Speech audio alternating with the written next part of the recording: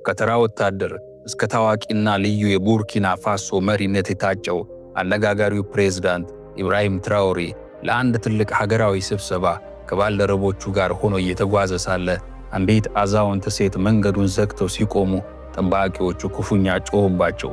መንገድ እንዲለቁም ጠየቋቸው።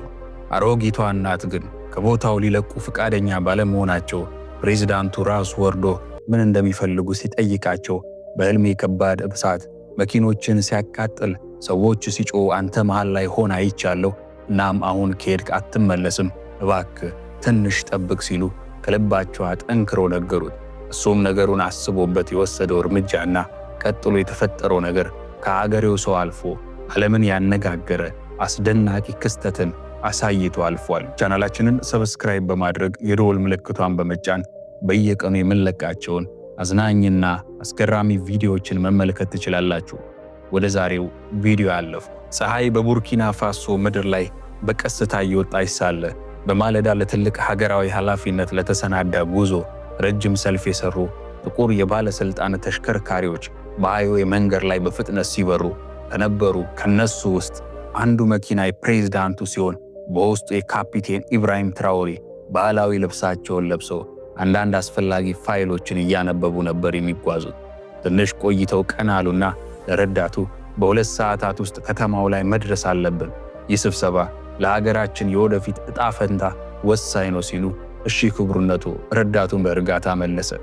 ቀጥሎ ሹፌሩ መኪናውን ይበልጥ እያፈጠነው ሲሄድ መንገድ ክፍት ስለነበር ሁሉም ነገር በጥሩ ሁኔታና በሰላም እየተሳለጠ ሲሆን ጠባቂዎቹ በተጠንቀቅ ተቀምጠው አይኖቻቸውን ወደፊት ያለው መንገድን በአንክሮና በንቃት ይመለከታል፣ ይቃኛል። ከ30 ደቂቃ ጉዞ በኋላ ግን በድንገት አንድ ትልቅ ሴትዮ ከቁጥቋጦ ውስጥ ወጡና በመንገዱ መሃል ላይ በርቀት በድፍረት ቆሙ።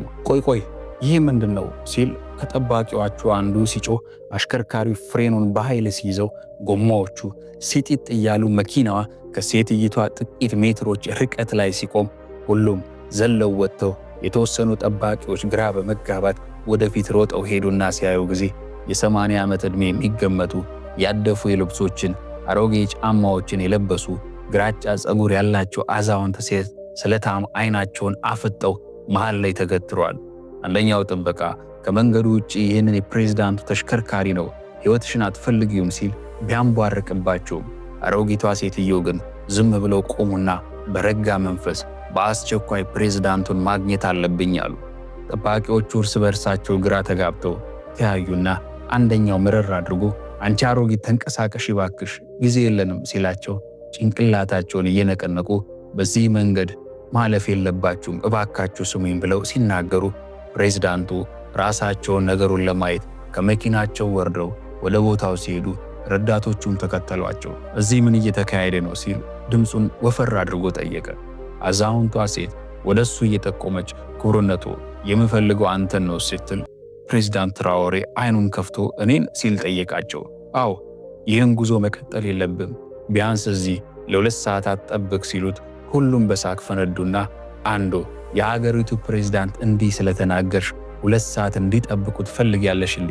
ምን አይነት ቀልድ ነው ሲል አንድ ጠባቂ አሾፈባቸው። አሮጊቷ ሴት ግን ቆፍጠን ብለው እንደቆሙ ደግሞ እባክህን ለ2 ሰዓታት ጠብቅ፣ አሁን ይህን መንገድ ካለፍክ በሰላም የምትፈልግበት አትደርስም ሲሉ ፕሬዝዳንቱ ፊታቸውን አጨፈገጉና እናቴ እኔ አረጋውያንን አከብራለሁ፣ ግን ይህ ጉባኤ በጣም አስፈላጊ ነው። ለዓመታት ስጠብቀው ነው የቆየው።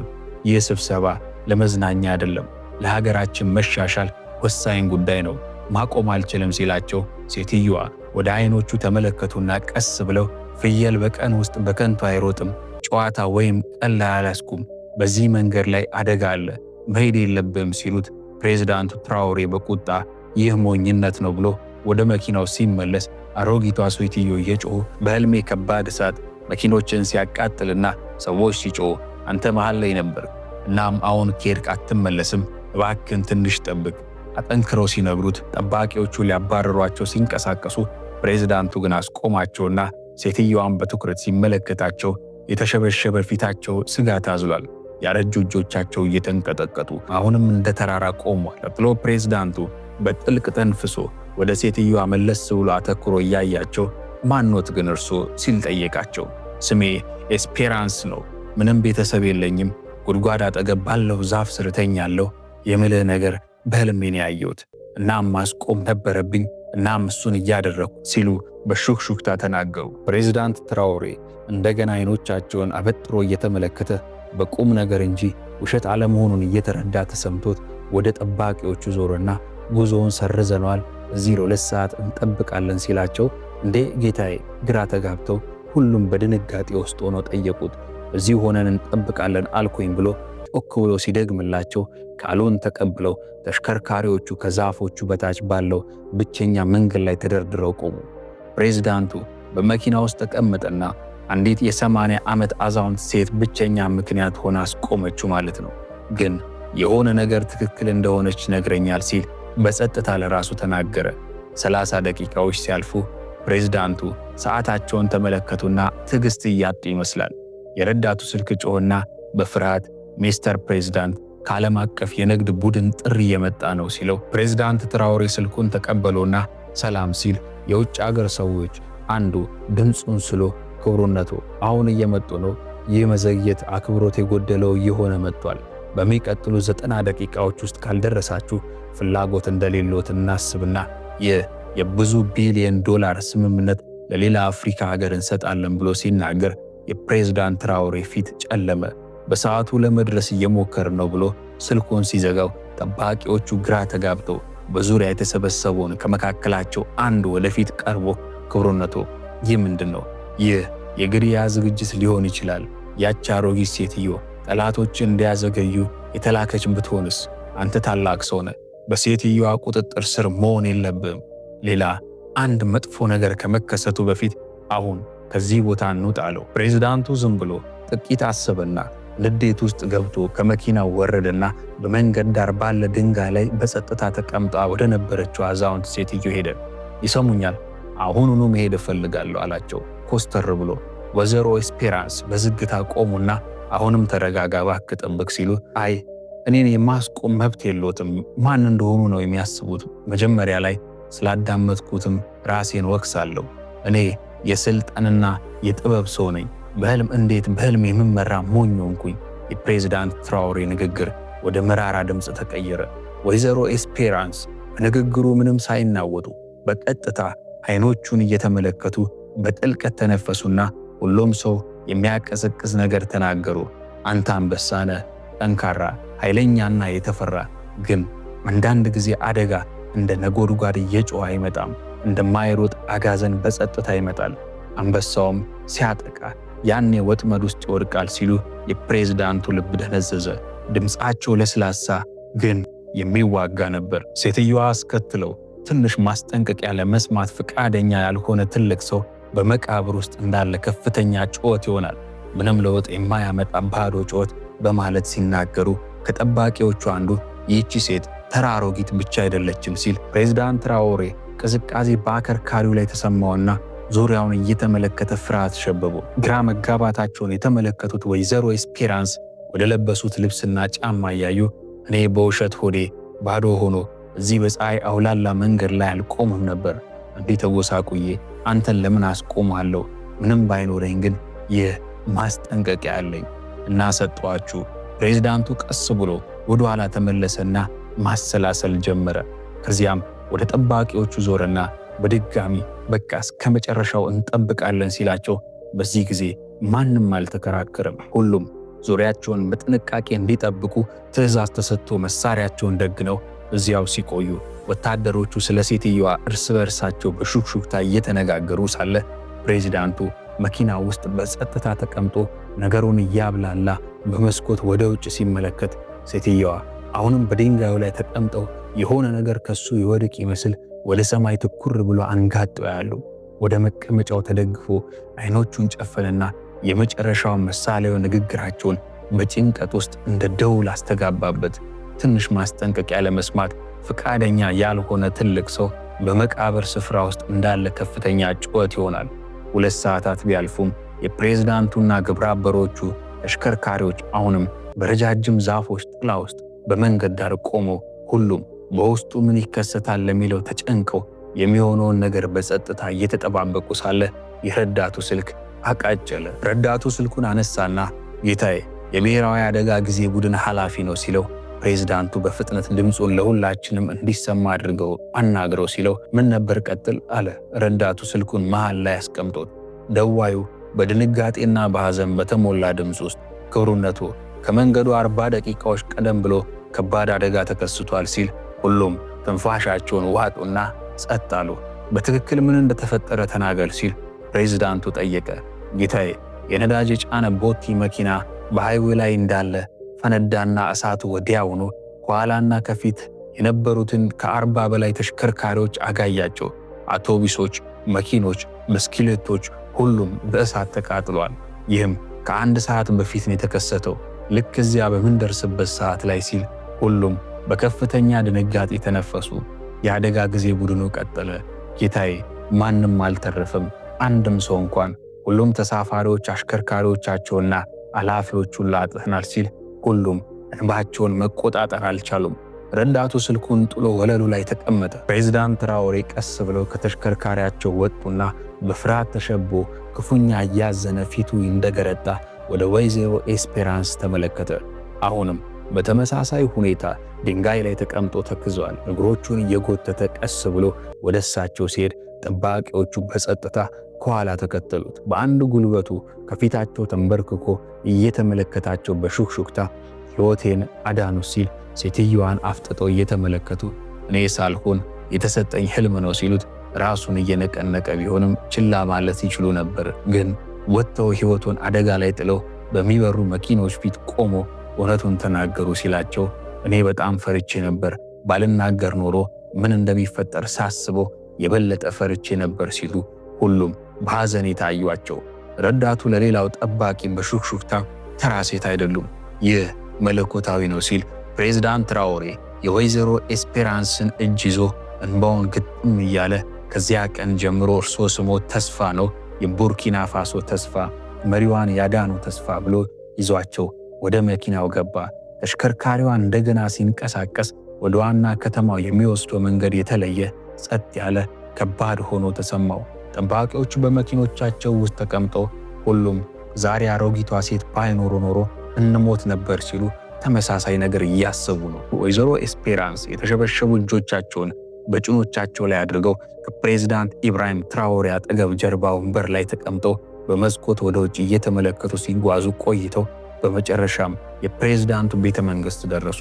የቤተ መንግስቱ ሰራተኞች ፕሬዝዳንቱን ለመቀበል ሲራወጡና ቀጥሎ መሪዋ የአሮጊቷን እጅ ይዘው ሲወርዱ ሁሉም ደነገጡና ምንድነው በማለት ግራ ተጋብተው ተመለከቷቸው። ቀጥሎ ፕሬዝዳንቱ በግቢው የስብሰባ አዳራሽ ውስጥ ታላቅ ባለስልጣኖችንና ወታደራዊ ኃላፊዎችን ድንገት ስብሰባ ጠሩ። ትንሽ ቆይቶ ከፍተኛ ባለስልጣናት፣ የሚዲያ ቡድን ጠባቂዎችና ረዳቶች በሙሉ በታላቁ አዳራሽ ተሰበሰቡ። ወይዘሮ ኤስፔራንስ ያንን ጎስቋላ አለባበሳቸውን እንዳደረጉ ፕሬዝዳንቱ አጠገብ ሲቆሙ በጸጥታ የሚሆነውን ሲጠባበቁ ፕሬዝዳንቱ ወደፊት ሄዱና ሁሉም ሰው በጥሞና እንዲሰማኝ ይፈልጋሉ በማለት ተንደረደሩ። አሁን የምናገረው ፖለቲካ አይደለም፣ የመንግስት ሥራ አይደለም፣ ለካሜራ ፍጆታም አይደለም፣ የህይወትና የሞት ጉዳይ ነው። ዛሬ በጣም አስፈላጊ ወደሆነ ስብሰባ እየሄድኩ ነበር። በሀገራችን በቢሊዮን የሚቆጠር የልማት ሥራን ሊያመጣ የሚችል ስብሰባ። ለረጅም ጊዜ ጠብቄው ነበር። መኪኖች በተቀላጠፈ ሁኔታ እየተንቀሳቀሱ ሁሉም ደህና ሲሄድ ቆየ። በድንገት ግን እኛ አረጋዊ ሴት ከጫካ ወጥተው ከሚበረው መኪና ፊት ቆሙና እንድንቆም ነገሩ። 2 ሰዓት መጠበቅ እንዳለብን አስረዱን። አላመናቸውም። ልናባራቸው በመሞከርም ቢያሉን። ከዚያም ቢብዬ ወደፊት ብሄድ እንደማልመለስ ነገሩኝ። በድፍረት በብርታትና በእውነተኛነት አስረዱን አለ። ትንሽ ቆየት ብሎም በረጅሙ ተንፍሶ ቀጠለ። በቃላቸውም ውስጥ የሆነ ነገር አለ። በተለይ ምሳሌዎቹ መንፈሴን አናወጡት። ስለዚህ አዳመጥኩት የሚሉትን ነገር ተሰማቸው። ከ2 ሰዓታት በኋላ አስከፊው ዜና ሰማን። አንድ የነዳጅ ማመላለሻ መኪና ልናስፍበት በታቀደበት መንገድ ላይ ወድቆ ፈነዳ። ከ40 በላይ ተሽከርካሪዎች በእሳት ጋይተው ማንም አልተረፈም።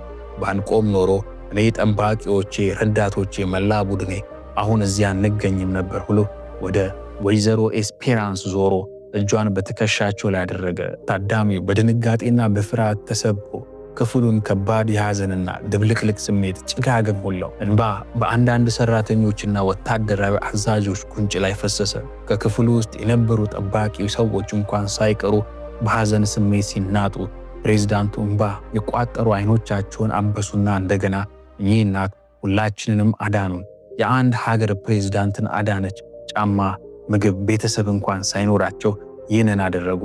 ድምፃቸው ከመኪኖቹ ላይ ካለው እያንዳንዱ ሳይረን የበለጠ ጠንካራ ነበረ። እናም ከዛሬ ጀምሮ በዚህ ቤተ መንግሥት ውስጥ የክብር ቦታ ይኖራቸዋል። በቀሪው ዕድሜያቸው የሚገባቸው ምርጥ ምቾትና አክብሮት እንደምንሰጣቸው አረጋግጣለሁ ሲል ሰራተኞቹ በደስታ ጮኹ። እንደዚህ አይነት አክብሮት አይተው ቀርቶ አስበው የማያውቁት አረጋዊ ሴት በጸጥታ እንደቆሙ እንባቸው ወረደ። ፕሬዝዳንቱ አሁንም እጁን በትከሻቸው ላይ አድርጎ እሳቸው አረጋዊ ሴት ብቻ አይደሉም፣ የሀገር ሀብት ናቸው፣ ሁላችንም የምንፈልገውን ተስፋ ናቸው ሲል ንግግሩን ቋጨ። በማግስቱ ብሔራዊ የግል ቴሌቪዥን ጣቢያ መደበኛ ፕሮግራሞችን ሰርዘው የፕሬዝዳንቱን ስለ አረጋዊቷ ያሉትን ንግግር ክስተቱን ሲያሰራጩ ሰዎች በቤቶች በገበያዎችና በትምህርት ቤቶች ውስጥ ተሰብስበው ይመለከቱ ነበርና ድፍን የቡርኪና ፋሶ ሕዝብ አለቀሰ። አዛውንቱን በአክብሮት ቆሞ ተደመሙ። ወጣቶች ታሪኩን በማህበራዊ ሚዲያ በራሳቸው አገላለጽ ሲቀባበሉት የወይዘሮ ኤስፔራንስ ስም በመላ ሀገሪቱ በአክብሮት ይለፈፍ ጀመረ። ከዚያ ቀን ጀምሮ እያንዳንዱ ዜጋ ወጣትም ሆነ አዛውንት ትንሽ ማስጠንቀቂያ ለመስማት ፈቃደኛ ያልሆነ ትልቅ ሰው በመቃብር ውስጥ እንዳለ ጩኸት ይሆናል ብለው ለፕሬዝዳንቱ የተናገሩትን ምሳሌ ያስታውሳሉ፣ በሕይወታቸውም ያመጡታል ብለው ለፕሬዝዳንቱ የተናገሩትን ምሳሌ ያስታውሳሉ። ከዚያም በኋላ አዛውንቷ ኤስፔራንስ አዲሱ ሕይወታቸውን በቤተ መንግሥት ውስጥ ምቹ በሆነ ክፍልና አያያዝ ተገቢ የሕክምና እንክብካቤ አግኝተው ሲኖሩ ብዙዎች ጥበብን ለማግኘት የሚፈልጓቸው የተከበሩ አረጋዊ ሆኑ። ማንኛውም ሰው የፕሬዝዳንቱ የተከበረ እንግዳን እንዴት እንደሆነ ሲጠይቃቸው ፈገግ እያሉ እኔ በሕልም ልክ እንደ ራእይ ሆኖ ያየሁት ብቻ ነው የተናገርኩት ይላሉ። ለማንኛውም የሀገር መሪ የሚጠቅመው ይህ መመሪያ ታላቅነት የሚመጣ ጮክ ብሎ ከመናገርና ኃይልን ከማሳየት ብቻ ሳይሆን በጸጥታ ዝቅ ብሎ ከማዳመጥ ነው። በዚህ ጥበብ መመራት ያሻግራል። ሰውን ሳይንቁ ማዳመጥ አንዳንድ ጊዜ የተሻለ ነው። እንደ ሁል ጊዜው ሁሉ በዚህ እጅግ አስገራሚና አሳዛኝ ታሪክ ላይ የተሰማችሁን ሐሳብና አስተያየት አካፍሉ። እዚህ ላይ አበቃን። ቸር ቆዩ።